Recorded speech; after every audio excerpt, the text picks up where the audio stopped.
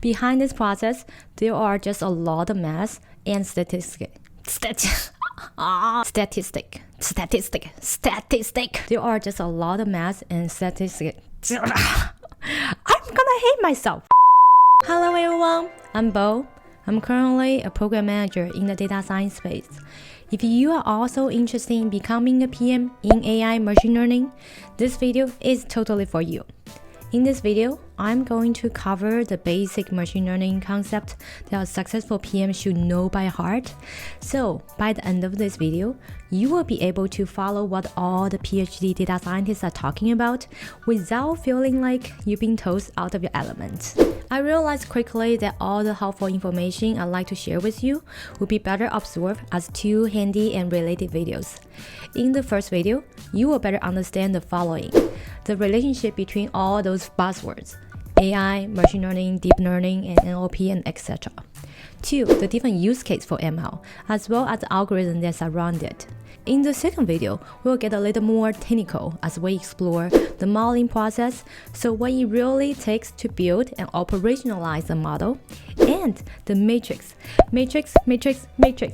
4 PM matrix are live. We will explore core questions like what are the different metrics that we need to track model performance, and what does the data scientists mean when they say the model is underfitting or overfitting. If you are looking for a particular section of interest, I've included a timestamp below to make it easier to find. Alright, let's start with all the buzzwords. No more hazy ideas. You are going to be a pro. Just trust me on this. This picture perfectly summarizes the relationship between AI, machine learning, deep learning, DL, as well as the top hot topic in the ML field like ASR, the automatic speech recognition, and NLP, the natural language processing. Those are the algorithms behind those chatbots and voice assistants like Alexa. Start with AI.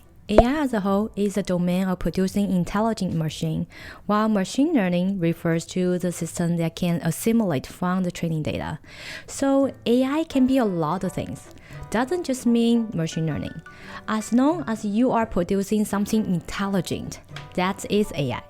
While machine learning specifically means that we train a model with a dataset. Behind this process, there are just a lot of math and statistics. A lot of time people use AI machine learning interchangeably.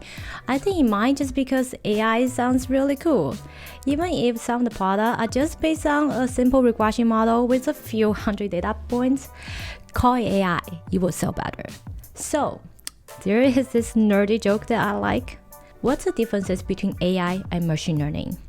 If it is written in Python, it's machine learning. If it is written in PowerPoint, it's AI. I know, it's nerdy.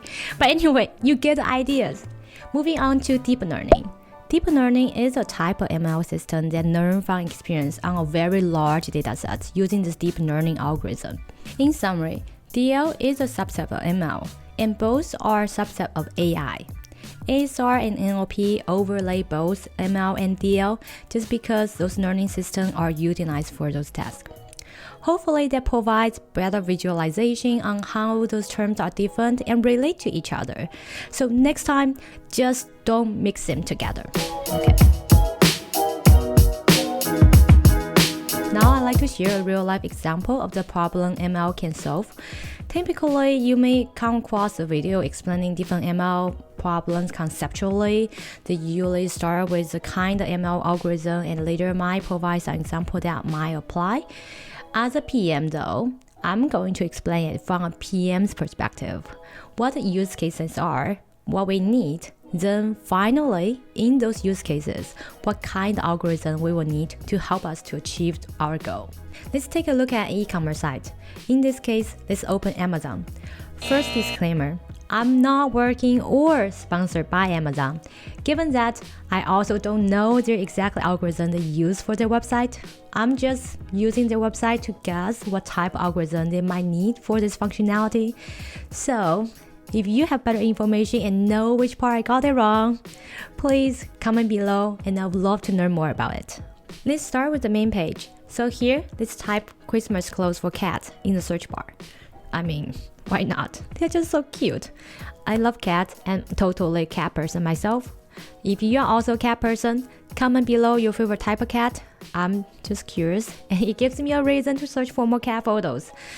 Okay, our cat tangent is over. Let's look through this list of adorable Christmas kitty clothes and learn more about algorithm. The product displayed first are based on a ranking algorithm. The ranking algorithm takes in a couple factors to determine which product should be listed in which position. The key factor is usually the keyword relevancy. It also weighs in the performance of the product, which can include like sales velocity and sales history, conversion rate, and click-through rate, the stock availability, reviews, and Amazon advertising, and etc. etc. The specific performance in this type of ranking algorithm is usually evaluated by the top-line business objective. Are we trying to sell more? Are we looking for more clicks leading to more products? Okay, moving on to our next algorithm type. Let's take a look at this Bobby B one. The first thing you might care about is the price of the product. If you use Amazon a lot, like me, like a lot, you might just notice that the price of the item seems to change all the time. The reason for that is because Amazon is always optimizing the price to generate the highest sales and by the result, the highest profit. The pricing model is usually a regression model. In this use case, you might have the information on this product, including the price, the profit margin, how well it sells, and how many people are interested in it. You might even have some information on the competitors, like their pricing strategy. With all this information, we want to predict a price value that's going to maximize our return. Regression model is where we will need to predict a value based on a dependent variable. Okay, now let's move on to the next algorithm. So in this scenario, we are interested in this cute outfit. We want to pay for it. In the payment process, there's a type of very common algorithm called anomaly detection. This type of algorithm is used to identify when something is just off or just plain not right. Think of them as like facial or facie physical situations. This algorithm take a look at the historical information and match information to detect weird patterns. Moving on again, let's scroll down a bit. You might notice the Amazon recommended, where the Amazon recommends a couple products that you might consider buying together. Here we find the next kind of algorithm we'll be learning about, recommendations. Amazon uses a collaborative filtering algorithm for the recommendation of similar items. Collaborative filtering is the most common way to do product recommendation online. It is collaborative because it predicts a given customer's preference on the basis of the other customer's preference.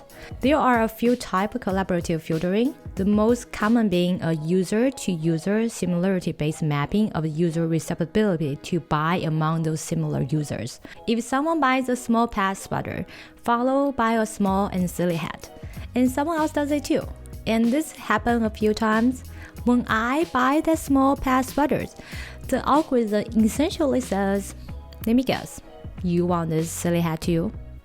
And the answer will be yes, I will get that small silly hat. Below that, we can see the great horizontal infinite of products generated relative to the item we bought.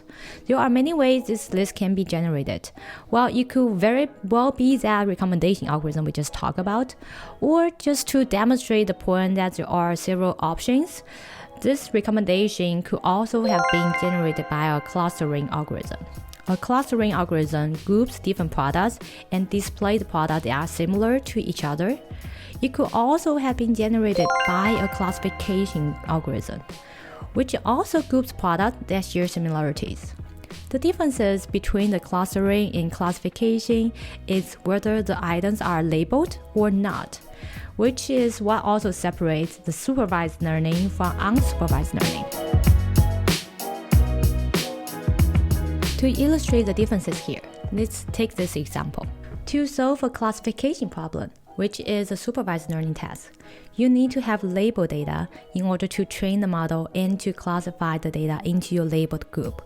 In this picture, we will first label which picture are a muffin and which are a picture of a chihuahuas.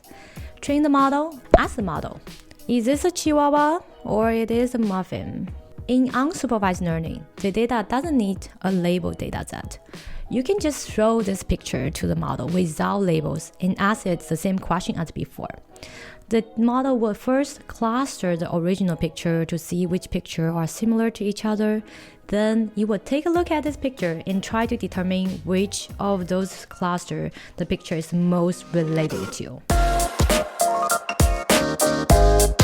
In summary, in this video, we went over the different buzzwords and a quick overview of the different use cases and algorithm types, including the ranking, regression, recommendation, classification, clustering, and the differences between supervised learning versus unsupervised learning.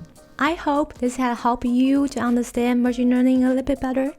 If you have any question, feel free to ask me down below. I am here to help you on your journeys. Also, stay tuned for the next video where I will walk you through the entire modeling process and all the key metrics we need to remember in order to evaluate the model's performance. If you want to be able to confidently sustain an intelligent and meaningful conversation with a data scientist, or want to be able to ask that right question in your next design review meetings, make sure to subscribe so you don't miss that video. If you find this content helpful, please like this video for the YouTube recommendation algorithm. And now you know why it matters. It also does mean a lot to me. It makes producing more future content possible. So thank you. And talk to you next time. Bye.